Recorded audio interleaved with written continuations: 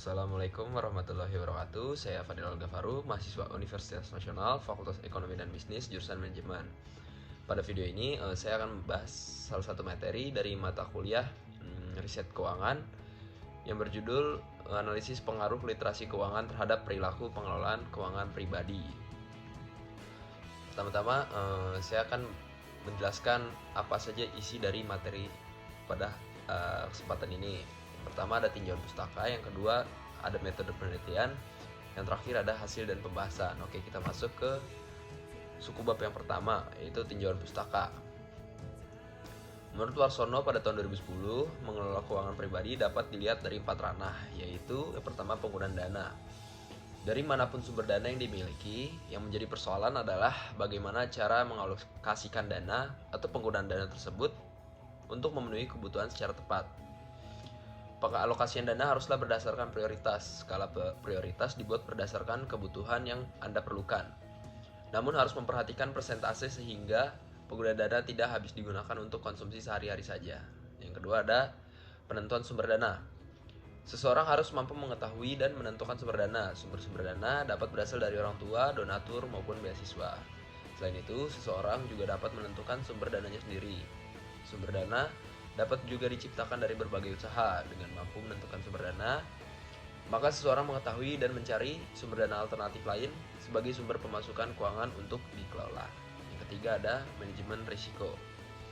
Selanjutnya, seseorang juga haruslah memiliki proteksi yang baik untuk mengantisipasi kejadian-kejadian yang tidak terduga. Kejadian-kejadian tidak terduga itu seperti sakit, kebutuhan mendesak, dan lainnya. Hal yang sering dilakukan dalam melakukan proteksi tersebut adalah dengan mengikuti asuransi. Yang dimaksud dengan manajemen risiko adalah pengelolaan terhadap kemungkinan-kemungkinan risiko yang akan dihadapi. Yang terakhir ada perencanaan masa depan. Masa depan merupakan hal yang akan dituju oleh setiap orang. Untuk itu dibutuhkan suatu rencana yang matang dalam keuangan. Dalam menyongsong saat tersebut, dengan merencanakan masa depan, maka Anda juga menganalisa kebutuhan-kebutuhan di masa depan sehingga Anda dapat menyiapkan investasi dari saat ini. Selanjutnya, saya akan bahas tentang metode penelitian.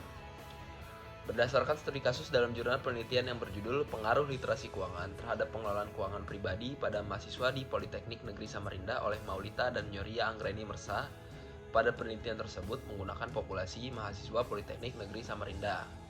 Pemilihan sampel pada penelitian tersebut dilakukan dengan menggunakan metode purposive sampling dengan mengambil sampel pada mahasiswa yang sudah mendapatkan mata kuliah manajemen keuangan, yaitu pada jurusan kemaritiman, program studi KPNK, jurusan akuntansi, dan jurusan administrasi bisnis. Data dalam penelitian tersebut dikumpulkan dengan menggunakan metode survei dengan menyebarkan data kuesioner. Data dalam penelitian tersebut juga dianalisis dengan menggunakan structural equation. Selanjutnya kita masuk ke hasil dan pembahasan.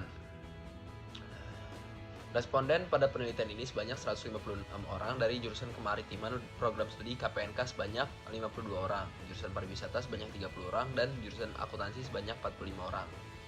Sedangkan jurusan administrasi sebanyak 29 orang. Pada penelitian ini, responden yang diambil hanya pada jurusan ini karena pada jurusan ini mendapatkan mata kuliah akuntansi.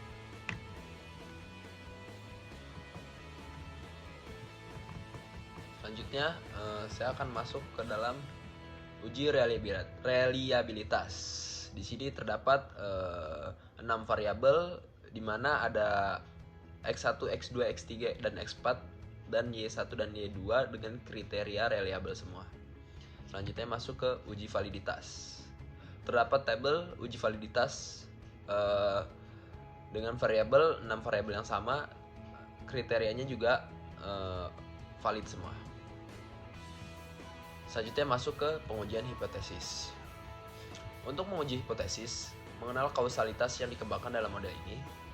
Besarnya nilai P value pada range index merupakan dasar dari signifikansi sehubungan antara variabel laten eksogen dengan endogen, di mana P value lebih besar dari 0,05 dikatakan tidak signifikan, dan P value lebih kecil dari 0,05 dikatakan signifikan. Nilai P value digunakan dalam menerima dan menolak hipotesis. Tarif nyata P value lebih besar dari 0,05 maka hipotesis ditolak, sedangkan P value lebih kecil dari 0,05 maka hipotesis diterima, menurut Latan dan Ghazali pada tahun 2012. Berikut ada tabel hasil pengujian parameter jalur struktural. Dari tabel tersebut terlihat bahwa pengaruh status ekonomi orang tua atau X1 terhadap Y2 manajemen keuangan pribadi mahasiswa positif 0,12 dan namun tidak signifikan pada 0,05, nilai P-value sebesar 0,06. Sedangkan pengaruh X1 terhadap Y1 positif sebesar 0,13 dan signifikan pada 0,05, nilai P-value sebesar 0,05. Pengaruh X2 terhadap Y1 positif terhadap Y2 positif sebesar 0,10 dan tidak signifikan pada 0,05, nilai P-value sebesar 0,10. Pengaruh X3 terhadap Y1 positif sebesar 0,06 dan tidak signifikan pada 0,05.